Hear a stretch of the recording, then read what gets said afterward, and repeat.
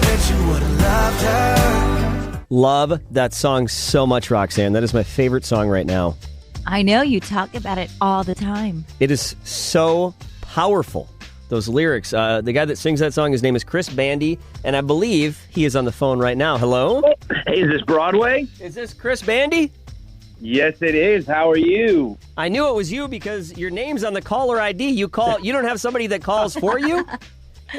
I don't. Not yet. That comes a little bit later in life. You need handlers, Chris. I do. Chris Bandi, man, it's so nice to talk to you. We are such a big fan of the song. And I got to tell you, Chris, I don't usually do this, but I want to share my story with you if I can real quick. I know you're probably getting a lot of this from fans. Please do. Like, I don't usually do this, but this song really hit me in the heart when I heard it. My mom passed away back in 2008, and she never got to meet any of my kids because they were born after she died.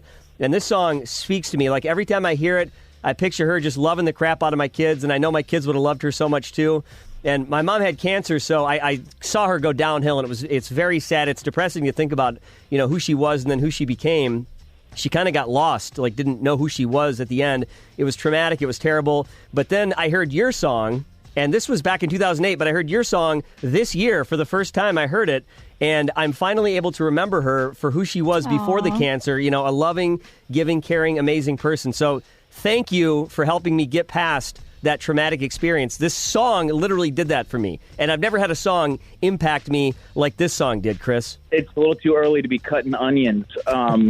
My goodness. Well, thank you so much. I think, that's what's, in my opinion, so special about this song is it does tackle something that is really heavy, but it kind of has that shimmer of hope. And I wrote it about my grandpa who passed away about 6 months before I met my girlfriend, and I had this title in my phone for a really long time, and I brought it into a few rooms, and it's not about beer or partying, so a couple of people passed, and I was writing with one of my good friends in town, Zach Kale, and I told him I had this idea, but if we wanted to write it, we really have to dig on it and go deep with it.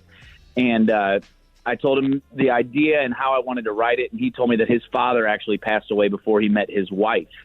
And we both kind of knew that was the song that we wanted to write that day. And it was very therapeutic for both of us to kind of just, share stories about his dad and my grandpa and our significant others now. And it was just a special write that day when we were writing that song. And to hear all of these stories of people relating to it and finding solace in the song is more than I could have ever asked for as a songwriter. And good for you for recording it and releasing it and kind of fighting and pushing to get it out there. Because like you said, a lot of people turned it down, didn't want to go there. Stick to your guns because that's what is going to make you who you are, Yes, and it was kind of funny because we had the EP, what we thought was entirely done, mixed, mastered, ready to roll.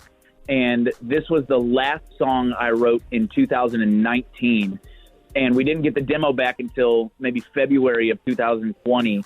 And at that time, like I said, we had almost everything ready to go. And I sent the song to my manager, who then sent it to the label. And they kind of flipped out at that time. And we were on the road with Matt Stell on tour. And they were like, hey, we need to figure out a time that you can get back to Nashville and go into the studio because this song has to be on the EP.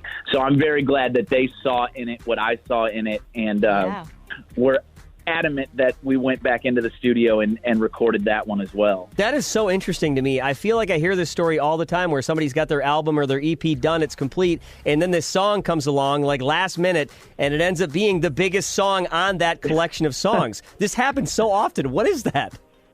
We're always trying to beat what we have, and being in Nashville, I'm writing songs almost every single day, and our basis is to always try to beat what we've already got on that project. And, sometimes it doesn't work, but sometimes you get lucky and it does.